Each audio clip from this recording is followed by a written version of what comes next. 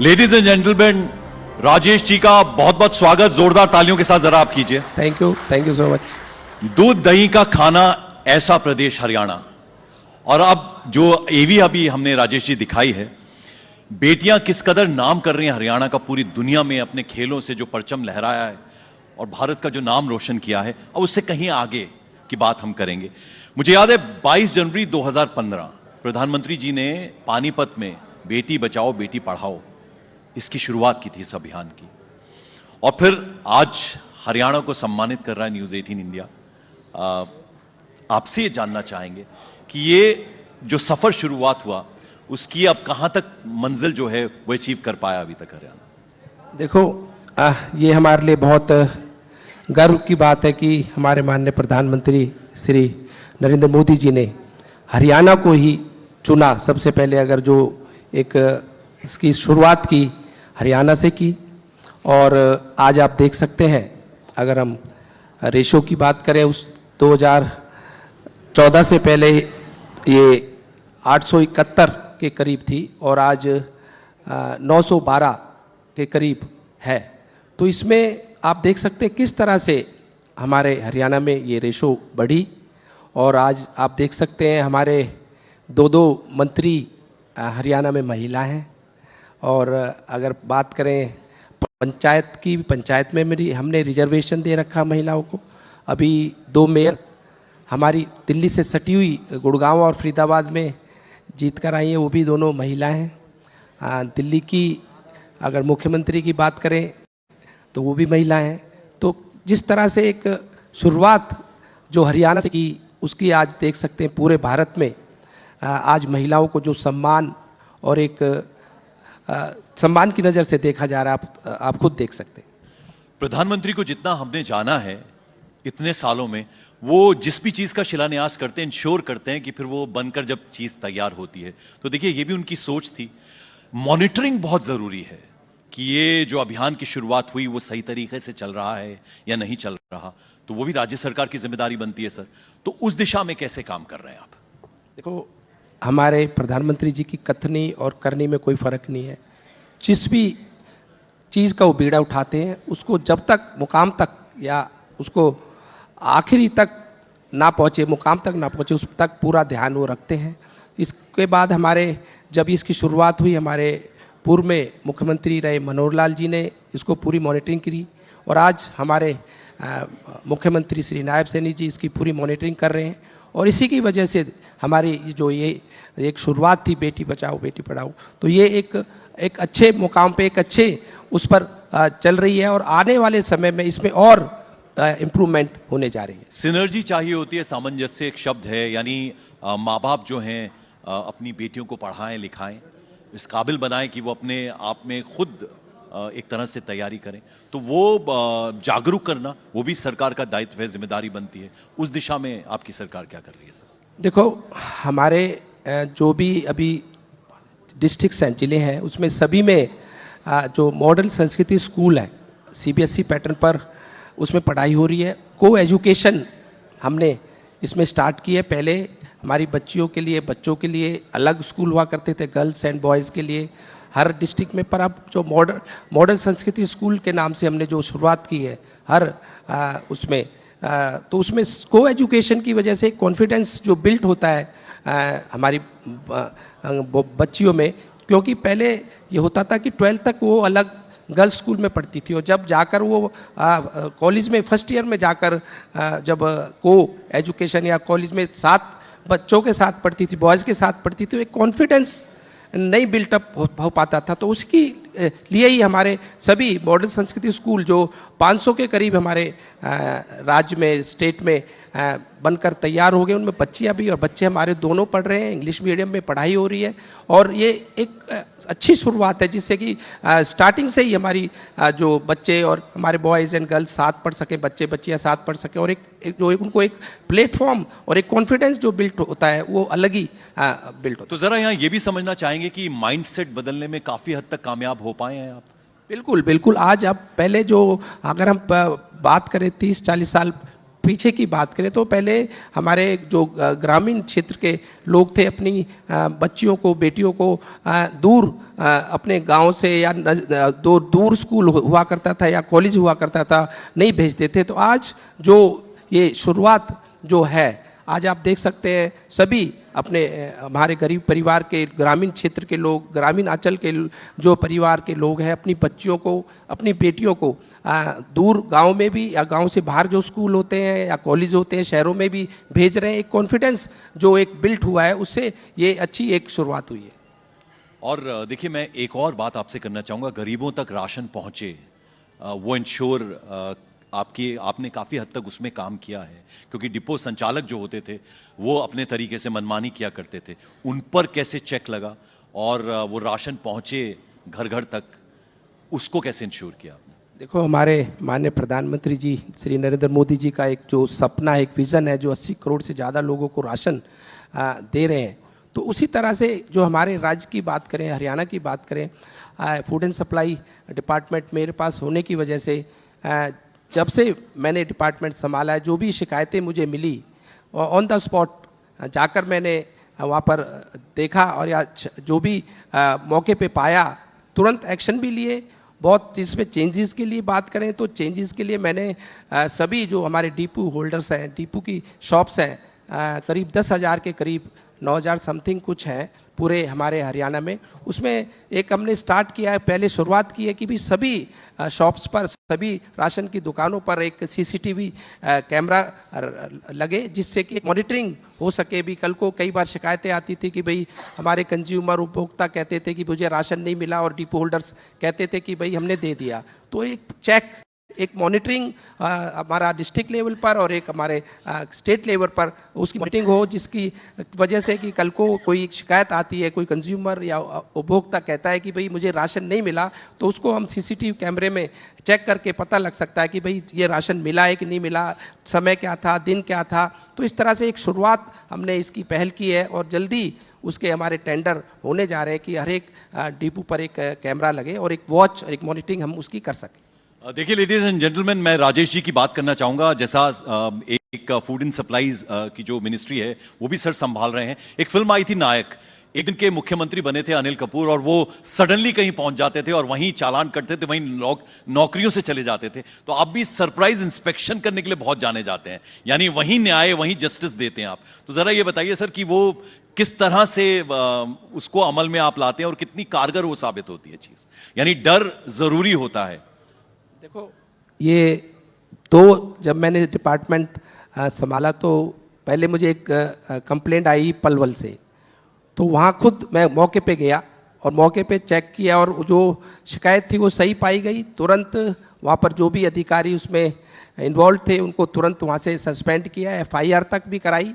उसके बाद उकलाना हिसार में एक कंप्लेंट आई, मैं खुद मौके पर गया और जो कंप्लेंट मिली वो बिल्कुल सही पाई गई। उसमें भी कई ऑफिसर्स को सस्पेंड किया, और उसके बाद लोगों को ये एक डर पैदा हो गया कि भाई कोई कंप्लेंट आती है, कोई शिकायत आती है तो ये तुरंत मौके पे जाते हैं। तो इस तरह का एक माहौल हमने क्रिएट किया है कि भाई जो हमारे कंज्यूमर हैं, उपभोक्ता हैं, उन तक हमारा जो भी राशन है सही मिले, पूरा मिले, समय पे मिले। तो ये एक हमारे मुख्यमंत्री जी की, हमारे प्रधानमंत्री जी की एक विज़न है, एक सपना है कि भाई उनको पूरा हक और पूरा राशन समय पे और उसको सही क्वांटिटी में, क्वालिटी में मिले। अच्छा सर, ये बताइए कि अगर मैं महिलाओं के लिए बात करूं तो बजट में बाकायदा उसका प्रोविजन रखा गया, प्रावधान उसका हो गया 2100 रुपये, कब तक वो लागू होने जा रहा है? देखो, उस पर वर्किंग चल रही है, उसके लिए स्पेशल अलग से बजट भी 5 करोड़ का अलग कर दिया गया है। और ये भी हमारे मुख्यमंत्री श्री नायब सैनी जी ने बोला है कि अगर 5,000 करोड़ से अगर ज़्यादा की भी अगर जरूरत पड़ेगी, उस पर के लिए भी अलग से हमने एक प्रावधान उन्होंने रखा है। तो इस पर देखो, हमारे मुख्यमंत्री जी ने जो कहा था उसमें ज़्यादातर हमारी जो भी मैनिफेस्टोस में हमारी घोषणाएं थी उन पे 22-24 पे तो अभी तक वो पूरी हो चुकी हैं और उन पे वर्किंग चल भी रही है। और ये जो 2100 रुपये वाली बात थी, लोग पहले ये कह रहे थे कि भाई पूरा नहीं करेंगे, नहीं होगा, तो उसके लिए अलग से बजट में ये 2100 रुपये वाला प्रावधान रखा गया और जल्दी हमारी बहनों को, महिलाओं को इसकी पहली किस्त मिलने जा रही है। राजेश सर, जिस तरह से जिस तरह से हरियाणा में आपकी पार्टी ने प्रदर्शन किया, यानी दूसरा जो पक्ष था, जो विपक्ष है, अब उन्होंने पूरी तैयारी कर ली थी, सीएम का नाम अनाउंस कर दिया था और बाकायदा कैबिनेट की एक तरह से बैठक की तैयारी कर ली थी, रेस्ट हाउस बुक हो गया था, वो हम सब जानते हैं। लेकिन कुछ ऐसा मैजिक आपने क्रिएट किया, पहले से आपको मालूम था नतीजे आने वाले हैं और इस बार निकाय चुनाव में 10 में से 9 मेयर आपके बने हैं। तो आपसे जरा ये समझना चाहेंगे कि वो घना प्रेम जो बीजेपी के प्रति हरियाणा ने दिखाया है, उसका राज क्या है? देखो, इसकी शुरुआत हमारे पूर्व में मुख्यमंत्री रहे श्री मनोहर लाल जी ने बिना पर्ची बिना खर्ची की जो एक पहल की शुरुआत की, उसकी पूरे भारत ने, सभी स्टेट्स ने, सभी राज्यों ने उसको अपनाया। और एक उसके बाद जो हमारे नायब सैनी जी दोबारा हमारे मुख्यमंत्री बने, उन्होंने जो एक शुरुआत की, एक सोच, एक नीयत, एक नीति, एक विजन, एक जो डेवलपमेंट का एक स्टार्ट की, जो घोषणाएं उन्होंने की लोगों से, और मिलने के लिए जो लोग उनको रात को 12 बजे 2 बजे भी लोग जो गए, कई बार तो, एक बार तो मैं खुद, हम 12-1 बजे चंडीगढ़ पहुंचे तो उसके बाद भी मुख्यमंत्री जी मीटिंग छोड़कर गए, भी कुछ लोग आए हैं, 2 बजे के करीब का समय था, मैं उनको मिलने जा रहा हूँ। तो एक शुरुआत, जो एक पहल उन्होंने की, जो विश्वास जनता के अंदर उन्होंने अपना कायम किया, उसके ऊपर ही हमारी ये सरकार प्रदेश में तीसरी बार आई है। और ये हरियाणा का एक इतिहास है, जब से हरियाणा बना है उसके बाद, उससे और अब तक, जब से अब तक तीसरी बार कोई भी गवर्नमेंट, कोई भी सरकार रिपीट नहीं हुई। इसका सारा क्रेडिट मैं सारा श्रेय में अपने मुख्यमंत्री श्री नायब सैनी जी को देता हूं, जो उन्होंने जनता के बीच में जाकर जो एक विश्वास अपना कायम किया, उसी विश्वास पर हम तीसरी बार आए। आपसे मैंने चर्चा की शुरुआत की थी बेटी बचाओ बेटी पढ़ाओ, एक बार फिर लौटना चाहूंगा आपसे, आपके पास उस मुद्दे पे। तो जरा ये बताइए कि जो पेरेंट्स हैं, जिनके घर में लड़कियां हैं, उनका किस तरह का रिस्पांस है? क्या वो भी बढ़ चढ़कर अब सरकार की जो पहल है उसमें साथ दे रहे हैं आपका? क्योंकि उसके लिए भी आप इंस्पेक्शन तो करते ही होंगे। देखो, अगर हम बात करें इसकी, तो अगर आज हमारे जो हरियाणा में कुआं पूजन की एक रीत है, रिवाज है कुआं पूजन का, तो अब से पहले कुआं पूजन बेटों का ही हुआ करता था। जो हमारा एक ये कुआं पूजन बेटों को ही हुआ करता। अब हमारे कई स्टेट्स, हमारे पूरे राज्य में कई डिस्ट्रिक्ट्स हैं, कई ज़िले हैं, कई शहर हैं, जिसमें आज कुआं पूजन की जो रीत है, ये रिवाज है, आज बेटियों का भी कुआं पूजन हो रहा है। तो ये आप देख सकते हैं कि पहले की बात करें, जब बेटों का कुआं पूजन होता था, आज अब ये जो कुआं पूजन है बेटियों का भी हो रहा है। ऐसे ही लोहड़ी की बात करें, हम लोहड़ी पे भी पहले बेटों का ही ये त्यौहार माने थे कि बेटा हुआ है, या कोई इस तरह की बात होती थी। तो आज हमारी बेटियों के लिए भी, हमारी बच्चियों के लिए भी ये त्यौहार मनाए जा रहे हैं। तो एक अच्छी पहल, एक अच्छी शुरुआत हमारे स्टेट, हमारे राज्य हरियाणा से इसकी हो रही है कि कुआं पूजन भी आज बेटियों का भी हो रहा है। बहुत अच्छी बात है, इसके लिए तो जोरदार तालियां होनी चाहिए। सर, ये भी समझना चाहेंगे आपसे कि अगर इंफ्रास्ट्रक्चर डेवलपमेंट की हम बात करें तो एयरपोर्ट्स बहुत ज़रूरी होते हैं। इतने सारे टूरिस्ट स्पॉट्स हैं हरियाणा में भी, और तो वहाँ लोगों की पहुँच आसानी से हो और विदेशों से भी लोग आएँ। तो एयरपोर्ट्स की अगर मैं आपसे बात करूँ तो कौन कौन से ऐसे शहर हैं जहाँ पर आपको लगता है कि एयरपोर्ट्स जो हैं अब आने वाले जो समय है उसमें बनना शुरू होंगे और ऑलरेडी काम भी शुरू हो गया उन पर? देखो, अभी हमारे जो नया बजट अभी हमारे मुख्यमंत्री जी ने दिया है, उसमें हिसार के अंदर एक एयरपोर्ट बनने जा रहा है। एक उसकी शुरुआत जल्दी होने जा रही है। उसका लाइसेंस अभी हमें मिल गया है, एनओसी हमारी सारी पूरी हो चुकी हैं, एनओसी भी सारी मिल गई हैं, और जल्दी वहाँ से हमारी फ़्लाइट्स, अगर बात करें हिसार से चंडीगढ़, हिसार से क्या नाम शिमला, हिसार से हमारी ये जयपुर, हिसार से दिल्ली, और कई अलग शहरों के लिए वहाँ से जल्दी फ़्लाइट चालू होने जा रही है। पहले अभी ये डोमेस्टिक होगा, फिर इसको इंटरनेशनल लेवल का भी एक हमारा हिसार का जो एयरपोर्ट है जल्दी चालू होने जा रहा है। गुरुग्राम ने एक एग्जाम्पल सेट किया था, जितनी मल्टीनेशनल कंपनीज हैं गुरुग्राम में आकर बसी, और जिस तरह से बड़े बड़े ऑफिसेज वहाँ पर खुले, बहुत सारा एम्प्लॉयमेंट आता है। तो क्या इन्वेस्टर्स जो हैं कुछ इस तरह के शहर गुरुग्राम जैसे और भी हरियाणा में आगे प्लानिंग है आपकी कि वैसा ही गुरुग्राम जैसा स्ट्रक्चर वहाँ पर भी क्रिएट हो?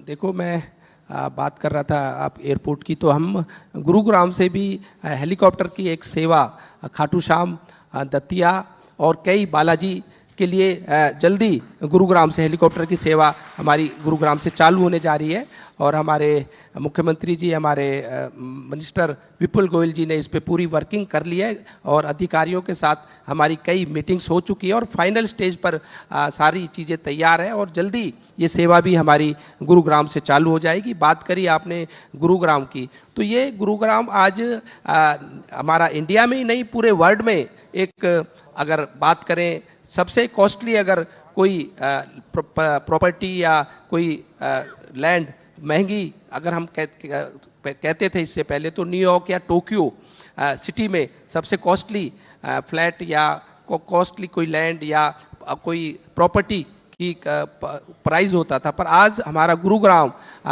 पूरा, अगर न्यूयॉर्क की के बाद अगर कोई है, मतलब मैं बात भी नहीं कह सकता, न्यूयॉर्क और गुरुग्राम में प्रॉपर्टी का जो अगर रेट बात करें तो हमारा गुरुग्राम बराबर बिल्कुल न्यूयॉर्क के पूरे वर्ल्ड में पहुंच चुका है। ये बहुत हमारे लिए एक बड़ी बात है। अगर आज प्रॉपर्टी गुरुग्राम में न्यूयॉर्क के बराबर हो रही है, टोक्यो के बराबर हो रही है, तो एक बहुत बड़ी बात हमारे इंडिया के लिए, भारत के लिए, हिंदुस्तान के लिए है कि भाई ये गुरुग्राम इतना एक बहुत आगे डेवलपमेंट में, इंफ्रास्ट्रक्चर में अगर बात करें, मल्टीनेशनल कंपनीज में बात करें, आईटी कंपनीज में बात करें तो बहुत आगे पहुंच गया। और रही बात गुरुग्राम जैसी, तो आज हमारे कई आईएमटी पूरे जैसे फरीदाबाद में भी डेवलप हो गया है, मानेसर में भी डेवलप हो गया है, खरखौदा भी डेवलप हो गया, कई और डिस्ट्रिक्ट्स में आने वाले सालों में हमारी आईएमटी बनने जा रही है। और हमारे जो और कई जैसे करनाल सिटी है, एडजॉइनिंग हमारे दिल्ली के है,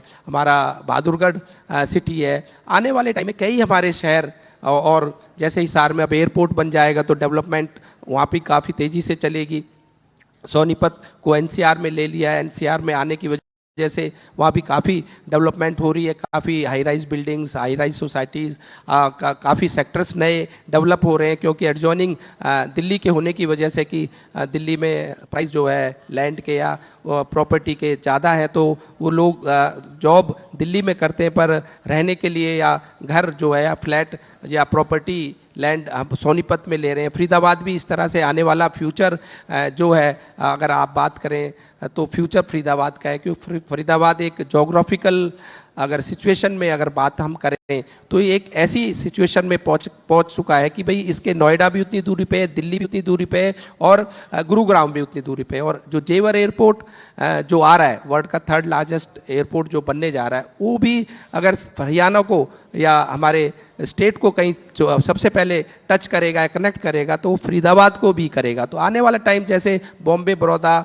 एक्सप्रेस वे भी फरीदाबाद से जा रहा है, जेवर एयरपोर्ट भी फरीदाबाद के पास आ रहा है, एक मझावली पुल जो हमारा यमुना रिवर पर तैयार हो गया है, वो बिल्कुल ग्रेटर नोएडा को जोड़ रहा है। तो उसके बनने के बाद बहुत जल्दी एक एफएनजी फरीदाबाद नोएडा गाजियाबाद का जो है उसकी डीपीआर बन गई है, तो उसकी कनेक्टिविटी होने की वजह से फरीदाबाद का आने वाला समय भी गुरुग्राम जैसा ही या गुरुग्राम से ऊपर भी मैं कह सकता हूँ कि जाएगा। ऐसे पलवल भी नया सिटी डेवलप हो रहा है। अगर इंफ्रास्ट्रक्चर की बात करें, कनेक्टिविटी की बात करें, मेट्रो रेल की बात करें, और ये हमारे और दूसरी रेल की बात करें, तो आने वाला टाइम कई जो हमारे डिस्ट्रिक्ट्स हैं, कई हमारे शहर हैं, गुरुग्राम जैसे ही आगे जल्दी डेवलप हो जाएंगे।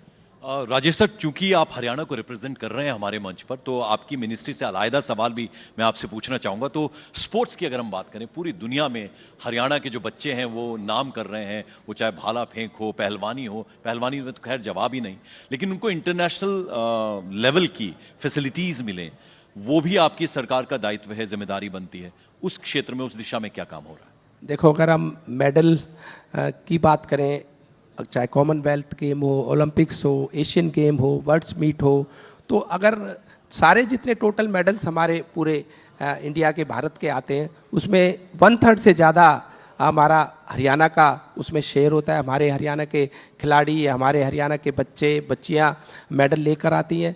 तो ये इसको डेवलप करने के लिए अलग से हमारे इस बजट में कि भी इसको एक अच्छा प्लेटफॉर्म खिलाड़ियों को दिया जाए, उसके लिए इस जो बजट हमारा माननीय मुख्यमंत्री श्री नायब सैनी जी ने अभी जो हमें रिसेंटली दिया है, अलग से एक उसका बजट रखा गया है, जिससे हमारे खिलाड़ी अपनी उसमें तैयारी कर सकें, चाहे स्टेडियमों की बात हो, चाहे उनकी डाइट की बात हो, चाहे उनके कोचेज़ की बात हो, चाहे उनको और भी कोई किसी चीज़ की ज़रूरत है अपने स्पोर्ट्स में, अपने जो भी उनका खेल है जिसमें वो पार्टिसिपेट कर रहे हैं या भाग ले रहे हैं, तो उनके लिए अलग से उनको प्रमोट करने के लिए, उनके प्रमोशन के लिए अलग से एक स्पेशल बजट इस हमारे बजट में हमारे माननीय मुख्यमंत्री जी ने दिया है। और हमारे जो यंग और डायनामिक हमारे स्पोर्ट्स मिनिस्टर हैं गौरव गौतम जी, उनको भी अलग से बोला गया है कि भाई जो भी किसी भी चीज़ की जरूरत पड़े खिलाड़ियों को प्रमोट करने के लिए, खेल को प्रमोट करने के लिए, स्पोर्ट्स को प्रमोट करने के लिए,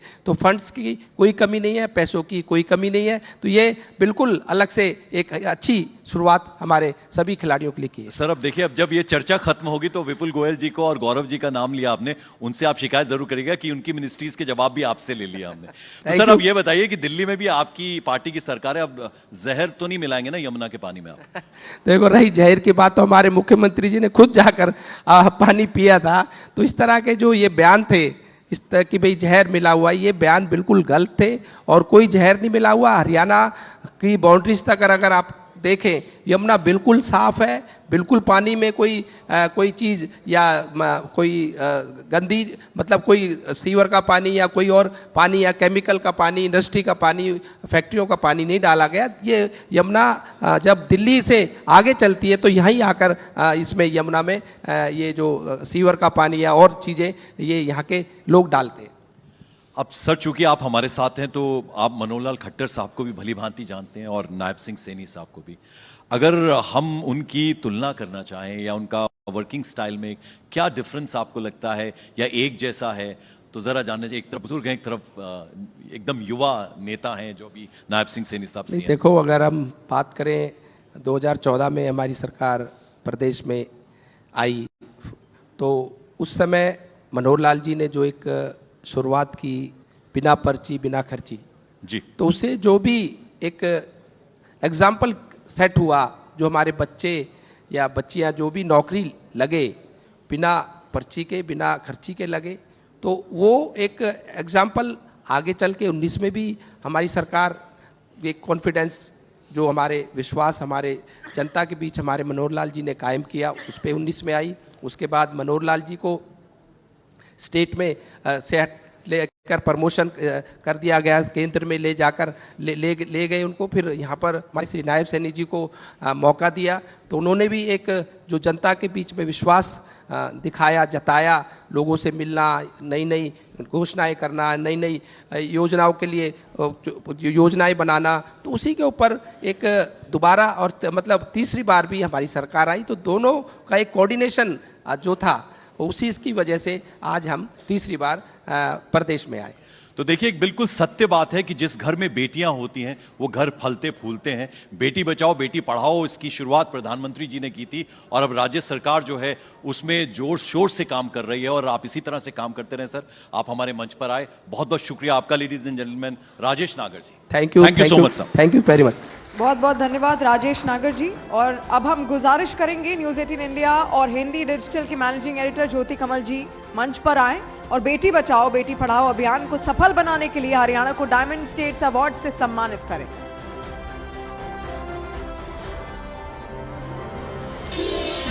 News 18 India Diamond States Awards. News 18 India Diamond States Awards. News 18 India Diamond States Awards.